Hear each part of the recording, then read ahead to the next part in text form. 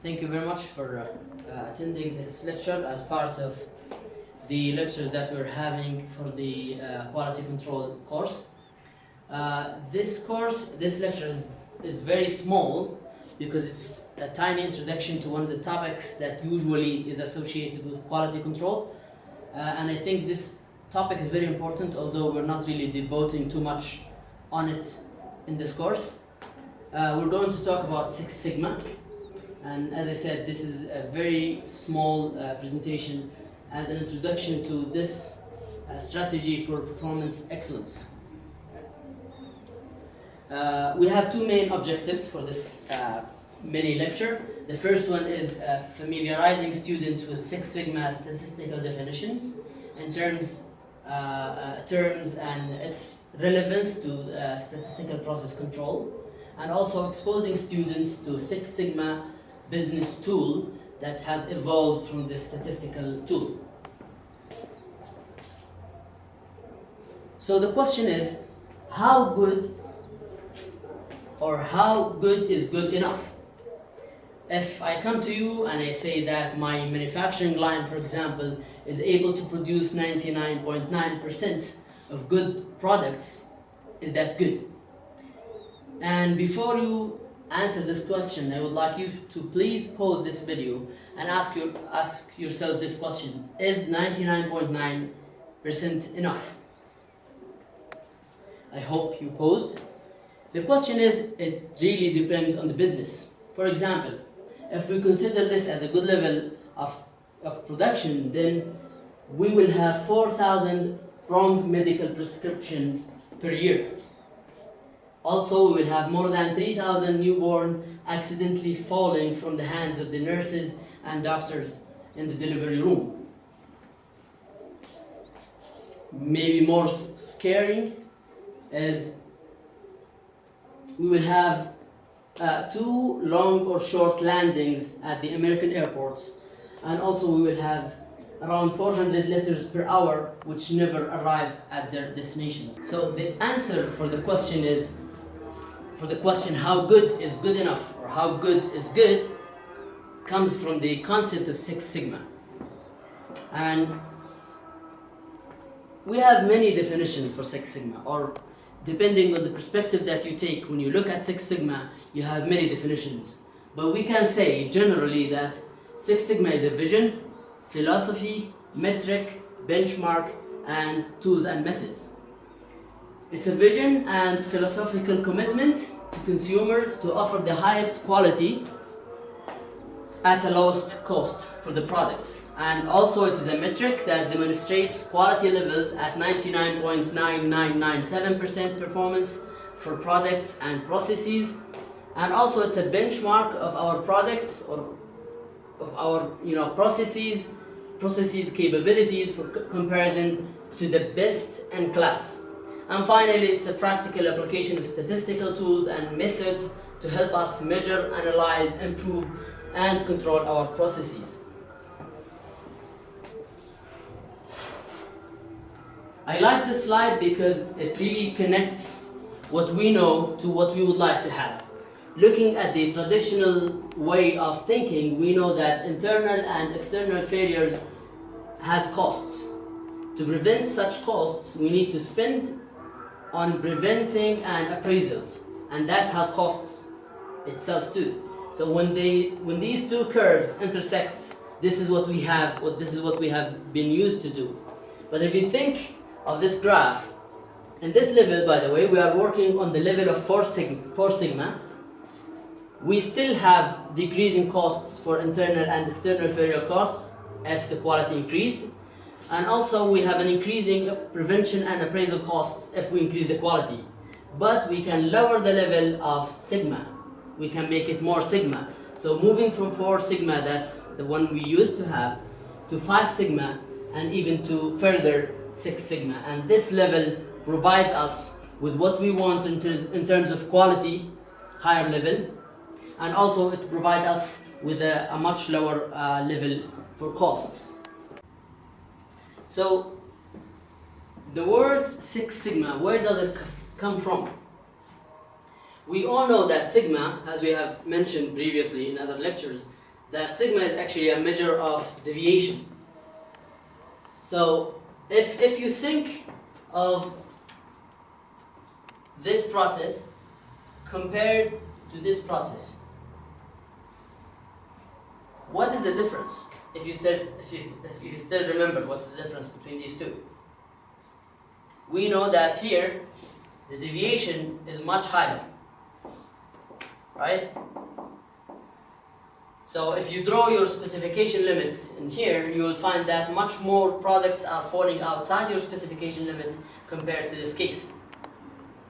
Keeping this, this concept in mind, looking at this graph, if you think that this is your process, and if you know that your process is working, for example, with one level of sigma, you will know that 68% of your products fall within your specifications.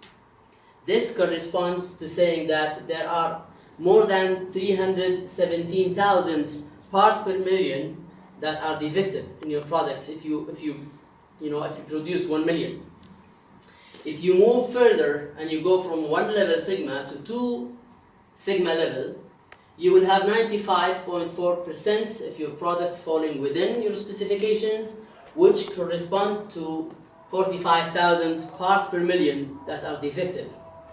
If you move even further to the level of 3 sigma from the mean up and 3 sigma from the mean down, then you will have 99.73% of your products falling within your specification, which again correspond to 2,700 parts per million. If you go all the way down to 6 sigma, which is this level here, where you have 6 sigma more than the mean and 6 sigma lower than the mean, you will have 99.9999998% of your products that are falling within specification limits. That even correspond to having 0.002 parts per million of defective items if you produce 1 million. So hopefully this will show you the amount of significance that you will have if you move your process from the most common process, which is 3 sigma, to the level of 6 sigma, where you will have much lower percent of defective items compared to the previous case.